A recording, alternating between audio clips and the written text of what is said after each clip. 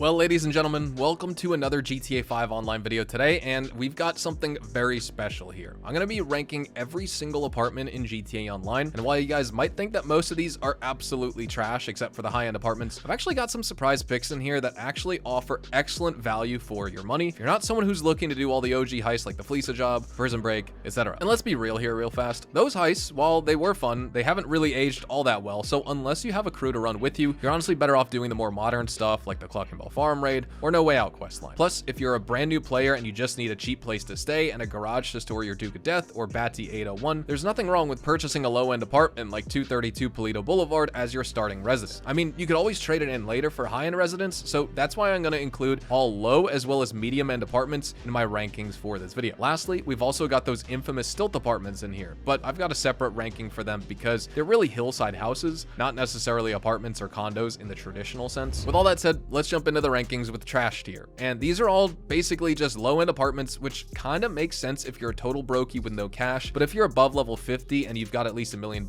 in your bank account, you're way better off with a medium or even high-end apartment at that point. And at the absolute bottom of El Cheapo tier, we've got 140 Zancudo Ave for $120,000. This place looks like a crack house from the outside, but inside it's decently furnished with a bathroom where you can shower, a kitchen where you can cook, instant noodles, and a living room where you can watch Impotent Rage on your crappy CRT TV. Carpets and bed sheets look clean enough. I don't see any lice or bed bugs. And the garage, while it is small, it will still fit a couple of stolen NPC cars. Moving up a tier, we've got 1893 Grapeseed Avenue. And while the location isn't all that stellar either, it's still better than spawning into the middle of a desert like with the last apartment I just reviewed. At least here, you've got a decent view of the ocean. Well, actually, it's the Alamo Sea, and it's basically a salt lake full of toxic chemicals. But hey, for $118,000, I'm not gonna complain too much. The house doesn't stand out or anything. The interior is copy and pasted from every other low-end apartment, and the walls on the outside are stained with tobacco, spit, and salt particles from the nearby lake, but that shouldn't really stop you from buying this house if you're trying to find your feet in GTA Online. All it takes is a couple trips to El Rubio's Island to change your living conditions, and you can exchange this little shack in the countryside for something better. Like, for example, 112 South Rockford Drive, which might be one of the best value for money safe houses in all of GTA Online, even though it doesn't offer much in the way of luxury. You get a basic bed, a couch, a fridge, some photos of people you don't know in the living room, and that's about it. However, the location is pretty solid here. You're right next to the Vespucci helipad, ammunition, and the Ginger Street department store. 2143 Las Lagunas Boulevard is another solid pick that shows beggars can indeed be choosers here, as it's located smack dab in the middle of Hawick. And if you've got an MC club in Hawick, you can also hop into your car, drive to your clubhouse, and do some quick biker contracts or custom bike deliveries from there to earn a bit of cash, which you might want to save so you can invest it into another apartment. Like, for example, 69 Cougar Avenue, apartment 19, which costs $112,000. And yes, the 69 in the address means exactly what you're thinking here. Just like every other low-end apartment, you get a crappy view, copy and pasted interior layouts, and a basic garage where you can store exactly 2 cars and 1 bike. I also love the description for this apartment, which reads, "This fixer-upper offers stunning views of the cemetery to at once remind you of your mortality and motivate you to get your act together and buy a better apartment one day." Classic rockstar humor, simultaneously taking the piss out of the player while also telling them to get good and buy a more expensive place in the game. But we're still giga broke right now, which means we're gonna be stuck with low-end apartments for a while. There's still quite a few of these left to go through before we enter the mid-tier, and the next one is actually one of my favorite low-end apartments, as I personally owned this way back when I first got into GTA Online. It's 232 Polito Boulevard, and this place doesn't look bad at all from the outside. In fact, it's a nice little house with a good exterior, a well-kept lawn, a decent little driveway, and the neighborhood looks quite cozy and peaceful, so it's not like the Alamo Sea where you're constantly worrying about crackheads breaking into your garage and stealing a ride. However, the location is what kills any prospect of using this apartment as a serious safe house. I mean, look at this. It's all the way out in Polito Bay, so unless you've got that free Polito Forest bunker from the Criminal Enterprise starter pack, there's literally no reason to buy this apartment because it's going to take you forever just to get inside Los Santos. And at this stage, you don't even have an oppressor, so I'd recommend against buying the Polito Boulevard low-end apartment. Instead, buy this one first if you're on a budget. It's called 1237 Prosperity Street, apartment 19, and you've got good access to central Los Santos from here. Plus, it's only $105,000, so you can afford enough cash to buy this whole apartment by literally just completing a time trial on your Batty 801 RR. 1561 San Vita Street, apartment 2 is another decent choice as far as low-end apartments are concerned, and this one's actually free if you own the premium edition of GTA 5 because it's part of the Criminal Enterprise's starter pack. I also think it's one of the best looking low-end apartments with good garage access in and out of the house. Also, I don't really know if it's just me, but the bedroom in this one feels just a bit bigger than what you get on most other low-end apartments. It's also tidier with better furnishing and some actual decorations like vases and plants and some proper carpets that don't just look like oversized dish rags. Overall, all, not a bad place to own if you're balling on a budget here. 1115 Boulevard del Perro is my second favorite low-end apartment of them all, with a decent exterior as well as a good location. Inside, it's the same story as every other low-end apartment once again, but with a slightly better paint job and a more well-kept interior compared to some of the low-end residences out in Blaine County or Paleto Bay. Last but not least, we've got my favorite low-end apartment, which is 2057 Vespucci Boulevard, and not only is the location excellent for just $87,000, but you also get some free bugs with your apartment purchase to keep you company in the night because, as we all know, you have no friends. Moving on to the mid-tier, we've got apartments that are neither trash nor excellent, hence they're in the mid-tier, and nothing personifies mid in this game like the medium apartments. They've got more space than low-end apartments, they cost more money to buy, so people won't make fun of you for being a total brokey. They have better lighting, better locations, and they even come with 6-car garages, which means you have triple the vehicle storage of a low-end apartment. However, the main issue with these is that they cost nearly as much as some high-end apartments, and in terms of value, these might actually be worse than low-end apartments. Take 4401 Procopio Drive, for example. It looks like a nice 2-bedroom house with a detached garage, a well-mowed lawn up front, an old but functional driveway, and the neighborhood feels cozy and peaceful as you drive through it. However, it's also located all the way up in Paleto Bay, so unless you have a bunch of MC businesses and a bunker up there, which I don't think you should get if you're serious about grinding money, then this house is just a total waste of cash. And you can easily get a high-end apartment for not a whole lot more money too, like this one right here, apartment 7 Del Perro Heights. Just $200,000, excellent location. The view isn't so great in the back, but who cares? You're getting access to the Heights planning room, a 10-car garage, and a significantly larger amount of floor space with way more rooms, better furnishing, and modern amenities that you just don't get in low and medium end apartments. For just $35,000 more than 4401 Procopio Drive, which is literally 1G's cash or stash house in the early stages of the game. And things don't look much better with the other medium end apartments either. Like 4584 Procopio Drive has all the same issues as 4401 at just $155,000, and while it's marginally cheaper with a closer proximity to the ocean, you still don't get a view of the beach from inside the house because the windows are all covered up with blinds. At 0184 Milton Road, apartment 13, it's at least got something going for it, as it doesn't have the same boring boxy exterior as other medium range apartments, and it looks like the architect actually put some thought into making this a place where people would want to live and spend their lives. Location isn't too shabby either, as it's in West Vinewood, but the view still sucks, and that's because this building interior is just another copy and paste job that reuses props from Floyd's apartment in story mode. And then there's 0115 Bay City Avenue, apartment 45, and while the inside is kind of cramped with a single bed and a bathroom where the shower takes up nearly a third of the entire space, the exterior is well worth spending $150,000 on it, if you're going after a medium apartment, that is, because this is the only waterfront apartment in the game, situated right next to the boat docks, and you've got some nice palm trees on the outside along with some well-trimmed hedges to give the surroundings a cool, more natural vibe. The same can't be said for 12 Sustancia Road though, which not only looks like a dump from the outside, but it's also situated all the way out in El Perro Heights, which makes it not so ideal for grinding missions or businesses inside of the city. 0504 South Mo Milton Drive is probably the template from which they built all other mid-range apartments. It's as bland as they come and is situated smack dab in the middle for both pricing and exterior design. Location again isn't too bad as it's right next to West Vinewood, but living in this place feels like living in a scaled up shoebox. 0325 South Rockford Drive is more of the same here, only this one's slightly cheaper than South Mo Milton Drive and has a slightly better exterior with some nice trees and some red highlights on the balcony as well as skylights. At $126,000, 0604 Las Lagunas Boulevard is the second cheapest medium apartment you can buy, and if you want a bog standard single bedroom experience with the same basic 6-car garage as every other medium apartment with no standout features whatsoever, this is perfect for you. Then there's the cheapest one of them all, apartment 19 at the Royale. Despite its flattering name, the Royale complex exterior looks old and beat up, and while the surroundings are pretty clean and well maintained, it's also a bit plain with no standout features or amenities here. It also happens to be the residence of Sapphire, a working girl at the Vanilla Unicorn, and if you successfully seduce her, she'll invite you back to her place at the Royale. 0605 Spanish Avenue apartment 1 is another medium apartment that is well placed and priced affordably, but has nothing special going for it once again other than that hilarious description. Feel free to pause and read it if you want to laugh. 1162 Power Street apartment 3 has some ginormous palm trees in the front of it, and it's located right next to a skate park, so if you want to do some stunts on your BMX bike, this is a real great spot here. Dream Tower apartment 15 feels like it should have been a high-end apartment given the location and the sheer size of this apartment complex. I mean, literally it's towering over the neighborhood, but for some reason it's not a high-end apartment. Instead, you get the same stupid closed off view of absolutely nothing when you stare out the window, despite this apartment being on the 15th floor, and while there's a pool in the back, it's not something you can access with ease, so there's really no point to it. Lastly, for my favorite medium apartment of them all, the one that I rank above all others in mid-tier, we've got 4 Hangman Avenue, which is secretly a Vinewood Hills stilt house, minus the actual stilts, because this thing is literally just sitting on the hills with a third of the house just hanging in the air. You've got a proper patio, a pool with a bunch of recliners and a sunshade, a backyard with a barbecue, an excellent view of downtown Los Santos, and all of this can be yours for just $175,000, which is a steal if you're fine with that 6-car garage and not getting access to a heist planning room. Lastly, we've got our top tier, which is filled up entirely with high-end apartments. These have multi-level interiors with the most complex lighting of all apartment types, the largest rooms, 10-car garages, and they allow you to start the 5 OG heists from their planning room, a feature that is unique only to high-end apartments, and prices start pretty cheap. At just 200 grand for that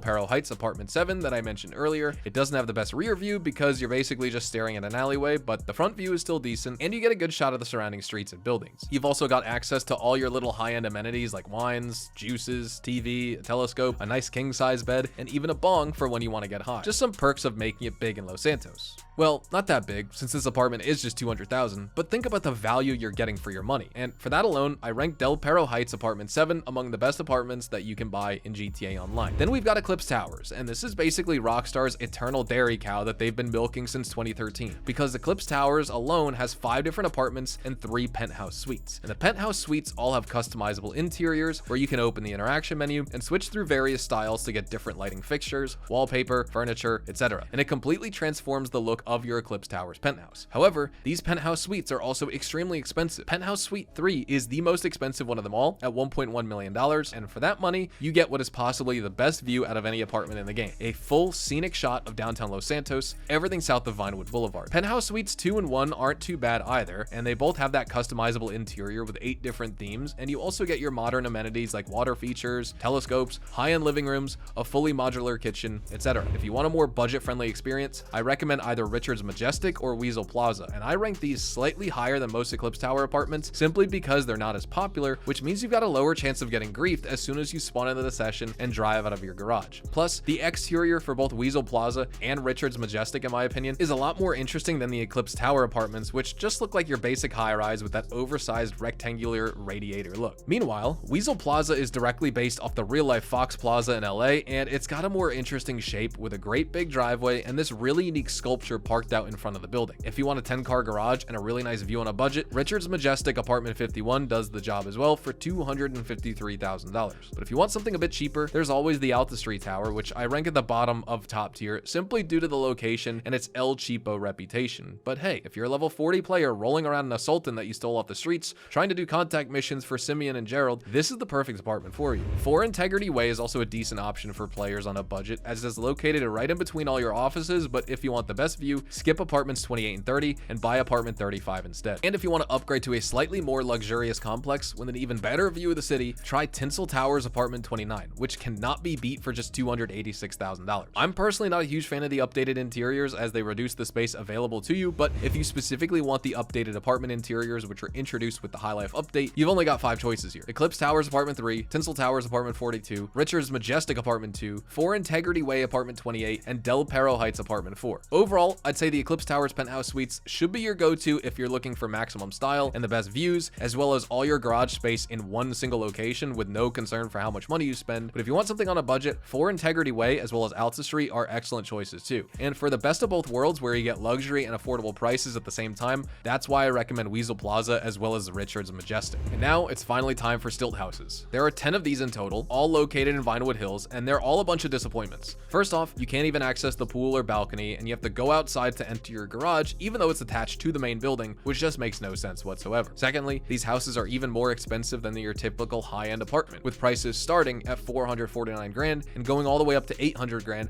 for the one on Wild Oats Drive. At least with them, you still get your 10-car garage and the ability to start heists in these Stilt houses, and if you clamber around a bit, you can do some parkour and access the pool area, but honestly, it's still embarrassing how badly Rockstar fumbled the ball with the designs for these Stilt houses. But guys, with all that said, that brings us to the end of this ranking list for every single apartment and house in GTA Online. Since there's no real differences in features between most of them, it all just comes down to your preference for location, view, and price. And I recommend saving up for a high-end apartment, even if you're a new player, as you get the most value for your money with them, and you're able to host those OG heists from your apartment, plus you have a 10-car garage. Everything below high-end is kind of just a waste of time in my opinion. Don't forget to drop a like on this video if you found it informative, subscribe to the channel if you guys are new, check me out over on Twitch, Twitter, and Instagram, specifically twitch.tv/hazardoushdtv. Thank you so much for watching. I'll see you guys in the next GTA Online video. Adios, amigos.